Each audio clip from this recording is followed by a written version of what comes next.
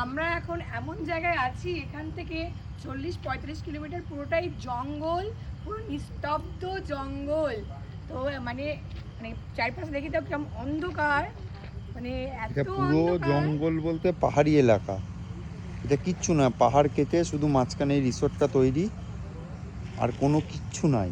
এগুলো সব সব অন্ধকার, চারদিকে শুধু পাহাড় আর এই অন্ধকার। অন্ধকারটা মানে কোথায় বলো তো? এই এটা অন্ধকারটা প্রায় মানে হচ্ছে 45 কিলোমিটার এরিয়া শিমলিপাল। সারাউন্ডিং, পুরো এই পাহাড়টা দিয়ে জঙ্গল। এটা হচ্ছে শিমলিপাল। শিমলিপাল এটা।